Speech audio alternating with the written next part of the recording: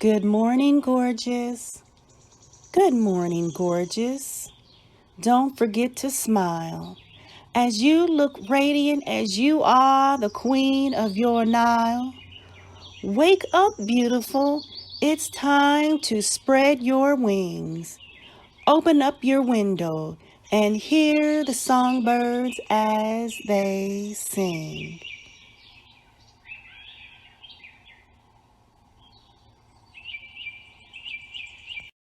Good morning, everyone. Thank you for joining us on the Good Morning Gorgeous podcast.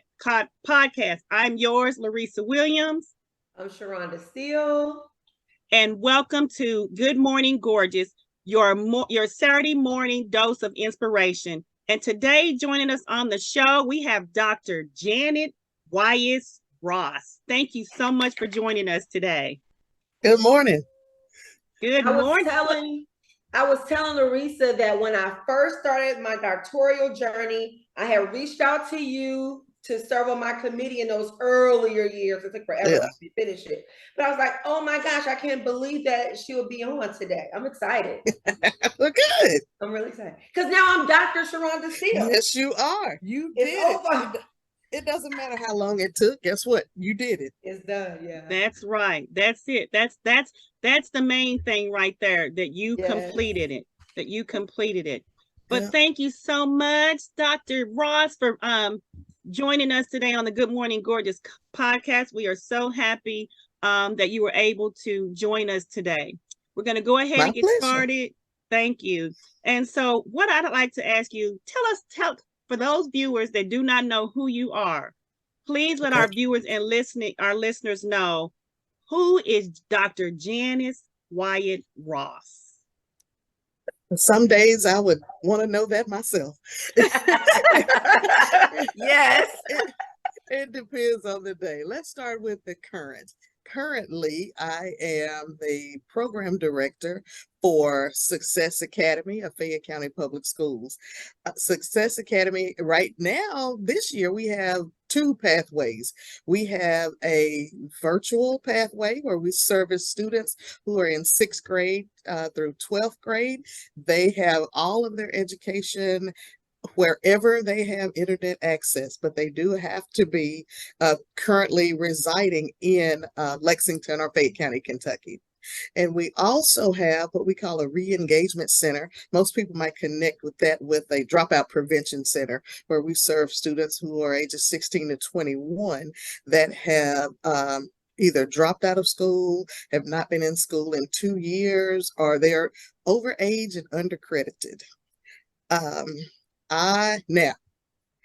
I was born and raised in Hope, Arkansas. I was raised as an only child. I have 2 daughters who are both in college.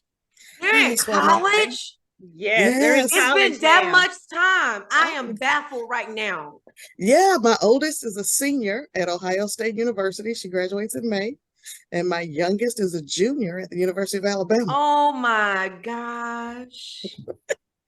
So I have a husband and I have a mother who lives with us now. She's 90 years old, so she lives with us. Awesome. So, and in between all of that, I am all the things. I'm a daughter, mother, wife, educator, believer in Jesus Christ as my Savior. Yes.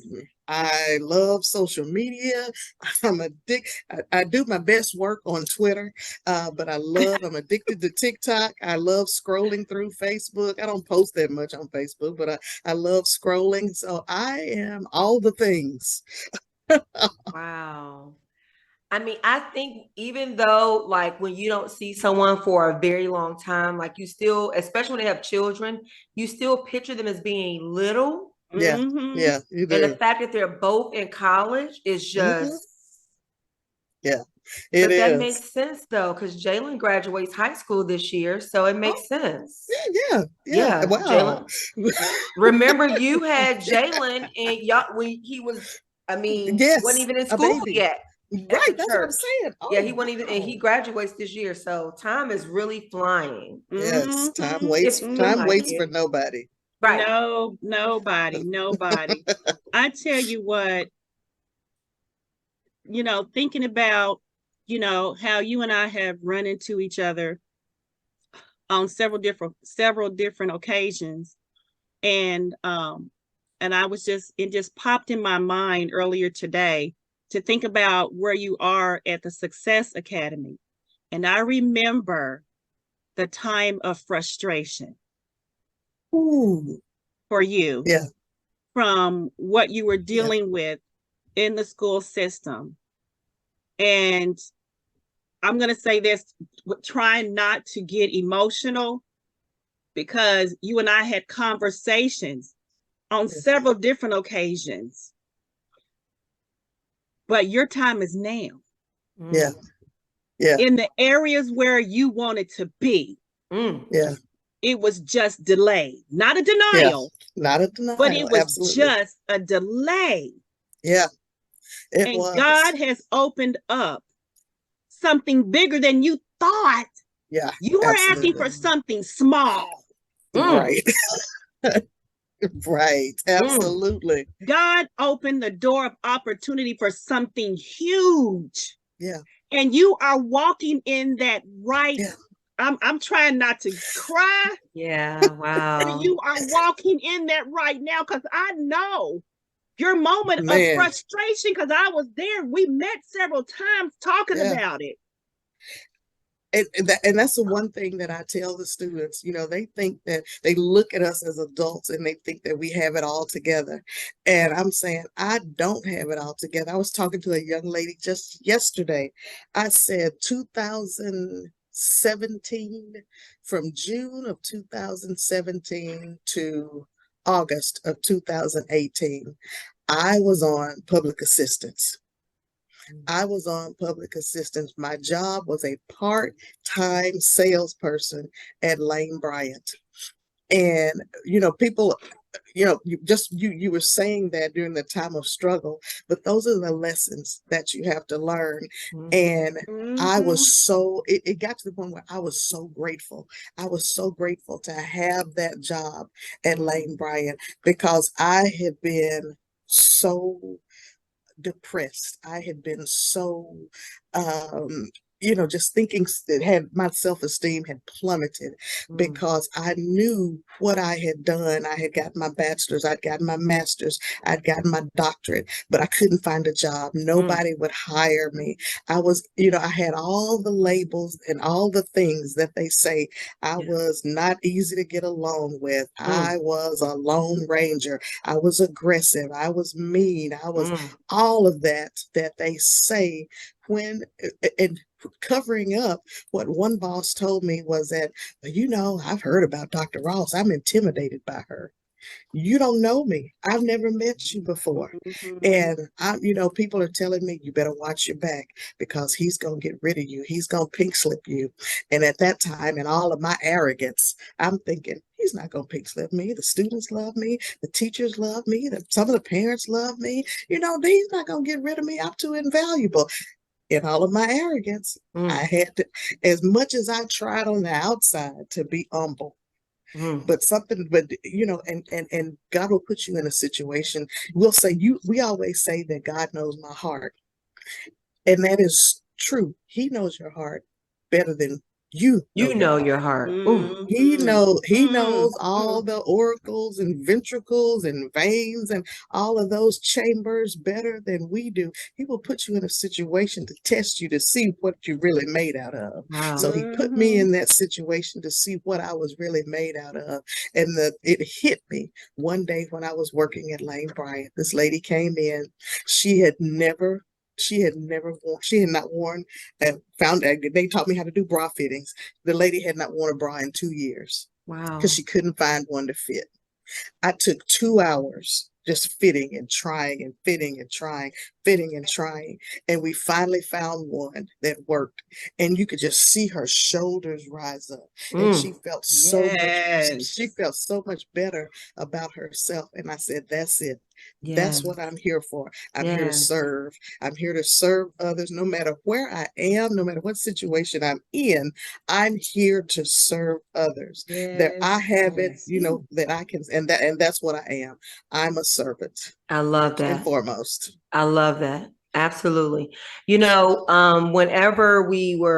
I knew you were coming on and talking about the Success Academy, it made me start to think, because I oftentimes say, and I probably shouldn't say this, but I would say, I don't know if I would do well in just a regular, like, traditional school setting. I am definitely an educator. That is who I am first and foremost. Yes, you are. But I consider myself more of a non-traditional educator. I can't be confined to like the four walls of an institution and all the barriers that come with that. So now, knowing that the Fayette County has this Success Academy where you have this virtual piece, those who may be short on credits, like, you're able to branch out and catch those students who normally would get lost and never finish. Yeah. So it's a great opportunity to reach out and help those students reach that level that they may not have thought they would be able to do in the traditional form, the way school is normally taught. So in that aspect, I'm just in awe of how even the Success Academy has just transformed. I think around the time when you all first got started, I think it was still in the middle of construction. I came there, spoke to a group of students. Divine Karama brought me in to speak to a group of students. And to look now at how so much has just transformed within that time, is just, I mean, it is just nothing shy of just amazing. It truly is. Yeah. And even with that, in the building where we are now, we're in the old Amani Baptist Church building. We share the building with Steve. We were first in that building before they renovated.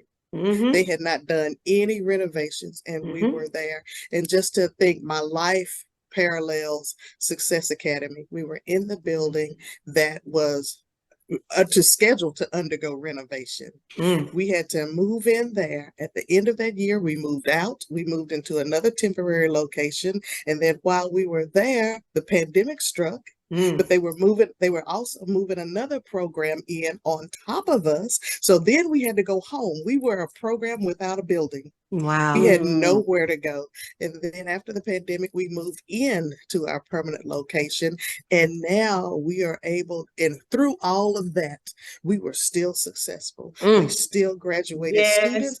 And even our first graduates, they come back. We had one to come back Thursday. One would come back Thursday, and they come back and they feel they are a part of our family. They are part, and we still communicate with them. The older graduates, their siblings are coming, their friends are coming. Because that we're out of the box thinkers. And we are small enough to where if there's a problem, we can stop, we can pivot, and we can just address whatever it is. We're able, if something's going on and we don't feel like working, let's go to the park. We have our own transportation. We can go to the park. We can go to the grocery store. We can go wherever. So my life has paralleled that program, and it's an excellent fit. I love it. I love every bit of it. Never thought I would be anybody's principal, anybody's program director. That's not where my life was going. Not at all. But you never know where life is going to take you. Yes. And to know that you could create impact in such a meaningful way. I mean, you look at most students that have maybe had some difficulties, left school, whatever was going on. And some people would see them as like a throwaway, right? Like, you dropped out, you're nothing, you go here, you do that. But to know that now, not only did they have that opportunity to finish school, but have that family structure, but also to be able to come back and share with others about it. I literally just knocked my phone off because I'm getting excited, but literally be able to come back and share with others. And then as they go on and do, great things, they'll be able to come back and share that with the students. So I'm so encouraged by that. I really, truly am encouraged by that. Yep, we do. And I tell them all the time, I said, this is selective enrollment. Not everybody, because it's an application. It's an application process. So not everybody that applies gets in. You have to demonstrate awareness and accountability of what has gone wrong in your life. You acknowledge what went wrong, and you want the help. You want the help. Mm-hmm. And that's what, that's what I tell them all the time. Yeah, because they have to have the commitment on their end. Yeah, they do. They have to have the commitment. I love it. Because we can only do so much. Mm-hmm. That is so good. Yeah, and with that, go ahead. No, you good. And with that being said, because of where you are and what you are doing, were there any other career paths that you thought you were going to take? Because you mentioned you didn't know that this was going to be it. Mm-hmm. So, but you are an educator to heart. So was there any other career path that you had in mind besides being where you are right now? No, I to be honest with you, I remember being a child, 5, 6, 7 years old, playing school in my mother's living room. Mm. And I had pretend friends, imaginary friends. Mm-hmm. I had Margaret was one of my students. Pippi was one of my students. And the oldest son, I don't know why he didn't have a name, but it was Margaret, Pippi, and the oldest son. Wow. I would teach them all day long. And when I went to college, I thought I wanted to be a teacher for the deaf. Then I thought I wanted to major in psychology. But what brought me to education was in the summer between my sophomore and junior year, I had the opportunity to work at a school, a center called the School of Hope. And it was a school for people with physical and mental disabilities. My neighbors, who were directly across the street from me, went to that school. One had Down syndrome and the other had cerebral palsy.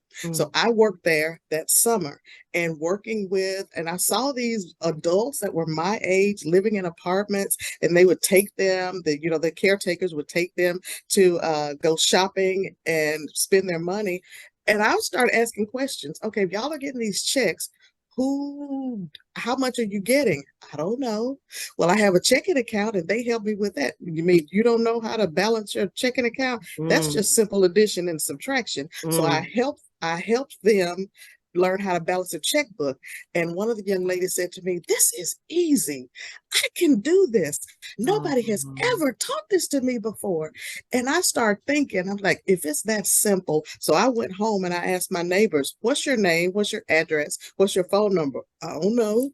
I don't know." So I vowed right then. I said, if I can help it, anybody with a disability, if I can help it, they will know the basics. They will know how to write their name. They will know their phone number, their telephone number, their address. They're going to know the basics. Yes. So I went back to school that fall and changed my major to special education. Wow. Did not know that about you. Wow. What a story. Geez. Yes. So that's what I did. And then I got my master's, did not have to pay for my master's. There was a new program at the University of Arkansas in Little Rock, and they were looking for candidates to enter that program. Well, they've been trying to reach out to me, but I moved from where I was doing my student teaching. I had to move back home. So they were sending it to that address that I had, and I didn't get it. So I went in for an interview with Little Rock School District to interview for a teaching position. And they said, "Well, UALR has been looking for you. They have this new program that they want you to enroll in." Like, wow. Oh, really? So look at God. Look at God. So I got my master's in the resource and consulting teacher program. So then I became a consulting teacher. I did that for about 6 years.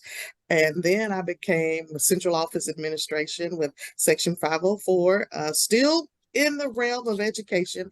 And I've been a college professor. I've been a consultant.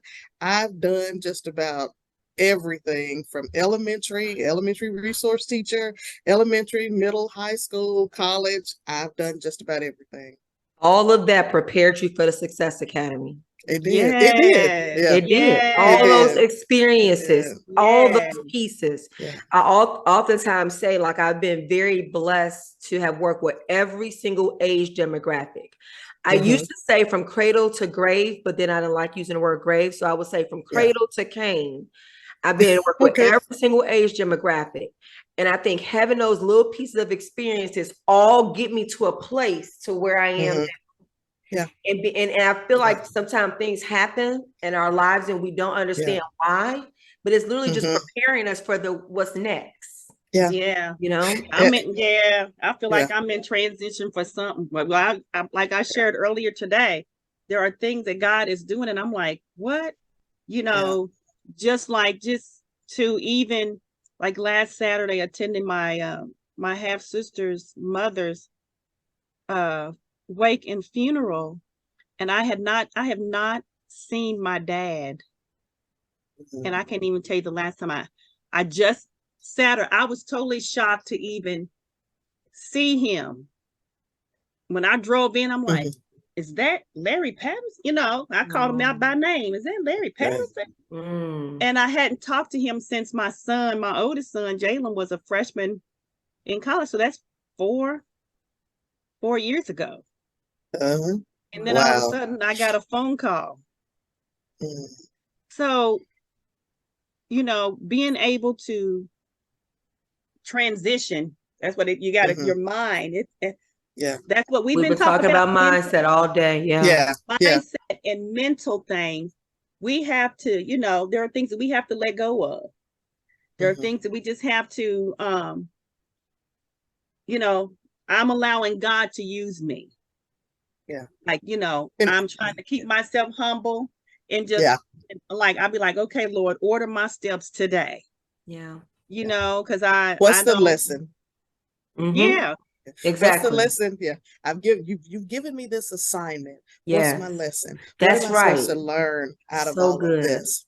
You know, I had to learn that you have to, and that's, you know, that's one of the things that we talk to our students about. One of our taglines is persist, persevere, and progress. And I tell people I have been non-renewed and out of work 5 times in my life since moving to Kentucky, where I did not have any income. And I was, you know, feeling the pressure. And, you know, people will create a narrative and assassinate your character to justify their discrimination, to justify their racism. That was deep right there. It took me 7 years to realize it wasn't me. Wow. 7 years to realize it wasn't me. And it took me going through my resume, going through my curriculum vitae to see what I've done and to know that that's an education that God gave me. God gave me a master's degree that I didn't have to pay for.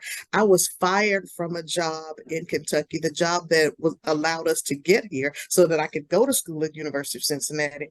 The job that I got when I first got here, for some God, it was a God thing. He told me, go tell your boss, have him write a letter of acknowledgement that he knows that you're in college and that you commute to Cincinnati and that you'll be leaving on Wednesdays at about 4 o'clock so you can get to class. Didn't know why I had him do that, but the new boss came in. New boss said, well, the board is not agreeable to you working in this job and going to school. So what do you mean? Well, you're either going to have to find another job or you're going to have to quit school. I said, well, I'm not quitting school because I've moved my family away from all the family that we have in Arkansas. And we came here for a reason. And I guess I'm just going to have to find another job.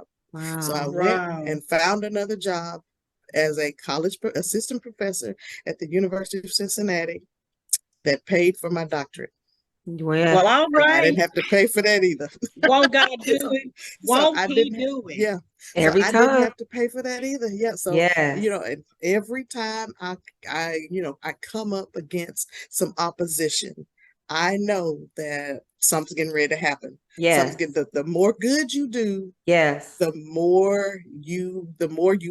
more will come at you. Yes. The more the evil, the distractions, all Satan will come at you. So when you're going through things and I'm sitting at home crying, sitting at home depressed, sitting at home pulling my hair out, just being mean, nasty, and evil to my family because I'm believing all the things that those people said about me. She's not a good fit. She's not a team player. She's this, she's that. And believe me, there are some that are still saying it today. Wow. Yeah. They're still saying it today, especially when you know that you've been excluded from certain things. You're not involved in certain things. But I just keep going. I keep going Yes. and I keep doing what it is that I'm supposed to do. Because the attack will always be there. That's when you know you're doing something right. Yes. Right. Anytime I have someone say something negative yeah. about me or something that I know is not true, I'm like, oh, that's because they know I'm doing something right. They know I am. And it makes people afraid. Somebody once said to me, like, just a couple of months ago, someone called me intimidated. I'm like, what does that mean? Right? Yeah. Because you're so on your job. I said, I'm intimidating because I do my job. Like, you got to explain that to me. So the more I ask questions going, like, explain, what does that mean? Well, it got to the point where he couldn't even explain it. So why do you use that word? I'm not intimidating. You are intimidated. Yes. Because, and one lady came to me, she approached me, she said, well, and I said, if they had a problem with what was going on, they pick up the phone and call me. I said, just pick up the phone and call me. I'm an open book. I'll tell you anything. I'll give you anything you need. She said, well, Janice, I don't know why they didn't call you because you are approachable. I'm like, oh, so y'all been talking. Okay. I said, so no, I'm not. But there are some things that I do have standards. I do have values. I do have morals, and I'm not going to go along to get along. Absolutely. I know that's right. And that's what I say too. I have standards. I have boundaries. Yes. I take the work that I do serious because it's important to me. And, I don't allow anyone to deter that. So if I walk into a meeting, it's time for business. We can chit chat later, but right now we got things we have to do. And I'm like that with my staff. If it's time to get down to work, we get down to work. We work hard, we play harder, but you better believe we're gonna work hard first. Because there's work we have to do. Because the work that we do, so many people are dependent on what we do. I will never, ever take that for granted or look at it lightly. And you can call it intimidating. You can be intimidated all you want, but I'm going to make it happen. Yeah. And at the end of the day, I can sit back and say, the Lord blessed me with the opportunity and I gave it all that I have. Yeah. And I'm okay with that. I gave it my all. I remember some years ago going through a really difficult time in a position that I had. And I remember someone was praying over me. And afterwards, she said, the Lord want me to tell you that he is your defender. Ever since then, I never let what anybody ever said about me bother me. Because I had internalized that so much. And she said, the Lord said he is your defender. And ever since that day, I said, Lord, you got it. And I left it alone. And anybody that wants to say anything negative, you want to pull any kind of attacks, I don't let it bother me because I said, Lord, you got this. I'm going to stand back and let you in. And I let him in. And sometimes you'll be going through some things and trying to be control freaks. I'm trying to control it. I'm trying to fix it. I'm worrying. But I have learned, and I share this with everybody, there's some situations God's going to put before you that you just have to say, you know what, God, I got to give that one to you. Yes. And I literally, I throw it up. I have to get my hands and say, God, I got to give that one to you. Yes. I can't take it. Yes. And guess what? It works out every time. Every single time. The transition, I mean, and that's what I feel. I mean, the pain and the struggle that we go through is only for our good. It's only for our good. It may be painful, but it's only for our good. And I feel like, through all the things that I've been through, the things that I've been dealing with here recently, it's made me look at things totally different. My responses are different. No way near the way they used to be. No way near the way they used to be. And I thank God, that I am not the same person that I was even 6 months ago. Yes. I'm loving what he's doing. It's the anxiety that has set in. I have that no more, because I mean, it was hitting me hard. Right around when the pandemic started. I was dealing with something and then the pandemic started and I was dealing with that anxiety. But I said, God, And it was so strong that I literally thought I was having a heart attack, and I ended up in the hospital. Oh, wow. You know what I'm saying? I've been there. I have been there. Yes, And ma'am. not knowing, I'm thinking I'm dying. And it was the anxiety, so much stuff that I was dealing with at the time, having to go to take, you know, getting an EKG on my heart and all of this kind of stuff. Wow. Oh, I've been there. God, you know, if you keep me, if you keep me, Lord, then God, I'm giving it all to you. I'm giving it all to you, and I'm going to live for you. Yes, ma'am. I was in a toxic work environment. So bad. The environment was so bad that I was in. The first time I have ever had a migraine, never had one since. I had it for 2 weeks, didn't know what was going on, thought I was having a heart attack. The people at the urgent treatment center thought I was having a heart attack. They sent me to the emergency room. I had a spinal tap and 2 CT scans, and they said, well, this is just a migraine. And it was anxiety. That happened to me too. And that toxic work environment will do it every time. But when you're committed to the work, you want to stay in it, right? It's like the work itself. I love the work that I do. I love that the students that I get to work with and the families that I get to work with.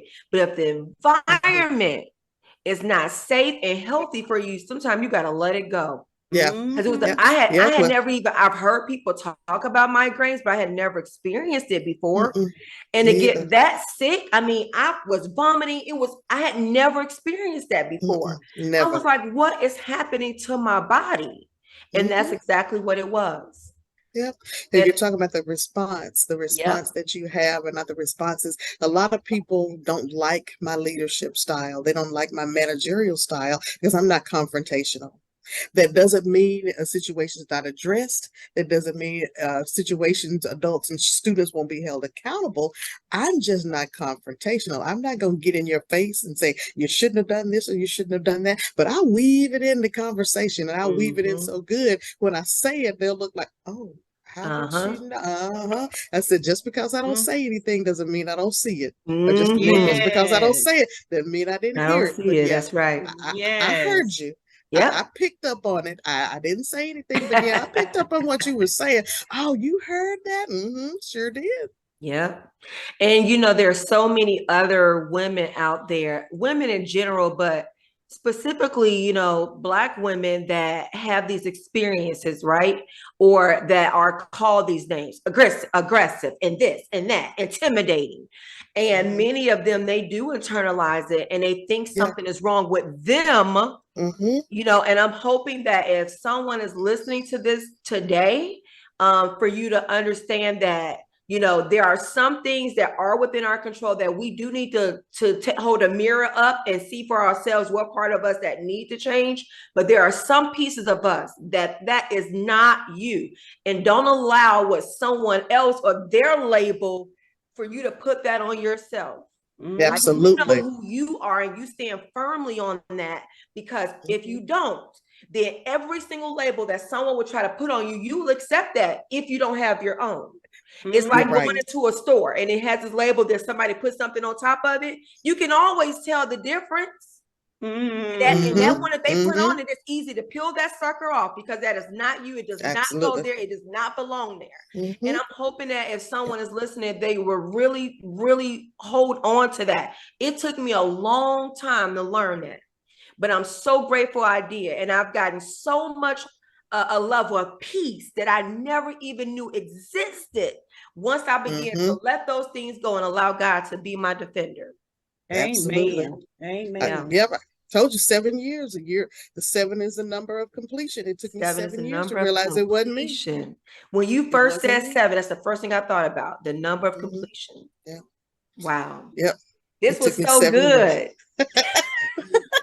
Thank you. Yes, we are good. I'm so happy that, because I ran into her. We was at a showcase and I said, we need to bring you on the podcast, Miss Janice. Got to get you on the podcast. And I'm so excited. We are so excited. I am so glad. And I'll follow you and just congratulations on the Success Academy and what you're doing. And, and I just know, and we both know that there are more things to come that God has in store for you, while you're there. I truly believe that. Yes.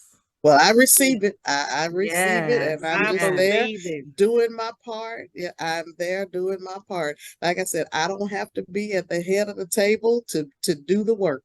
Yeah, I'm gonna get it done. I'm gonna get it done. I can lead from behind. That's right. I know that's right. And sometimes you have to.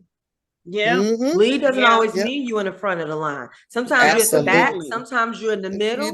Like you go where you call. You go where you need to be in that moment. I love that. Go where you are called. You go where I love that. You go where you are called. Yeah. And for me, I'm staying in my lane.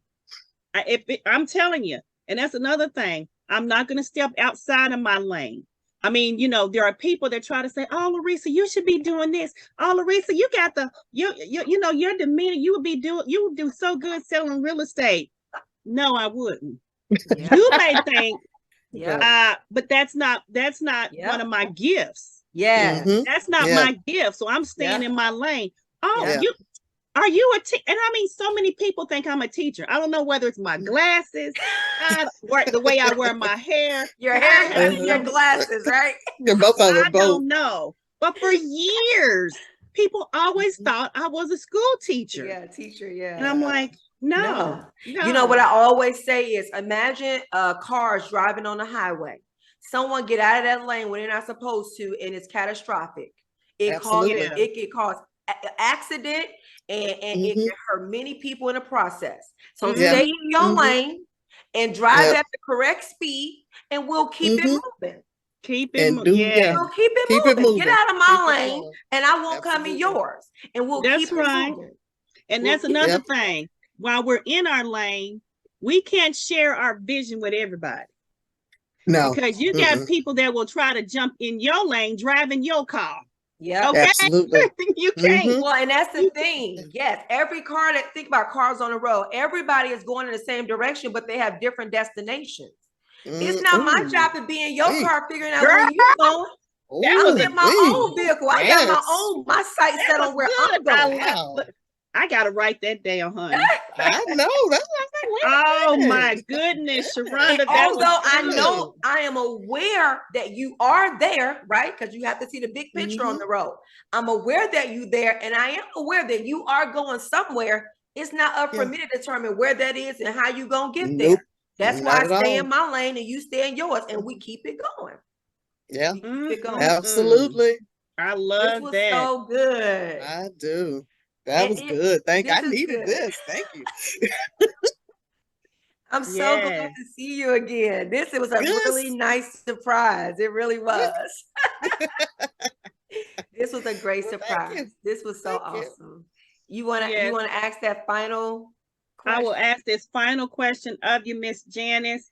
From your experience, what message would you like to share with our viewers and our listeners? I guess the message that I share, and I think about all the ladies that walk beside me and all the generations of lives that we impact as ladies. First and foremost, believe in God, talk to God, have a relationship with God. It's not about the rituals of going to church, the rituals of all the things that we do. It's about having a relationship, and know and love yourself. Know yourself. Know your worth. Yes, there's always going to be somebody better. Yeah, there's always going to be somebody that can do it better than you. But you know what? God has given you your assignment right now for you. What God has for you is for you. And your assignment, you are put in your assignment to learn something. And in life is a cycle.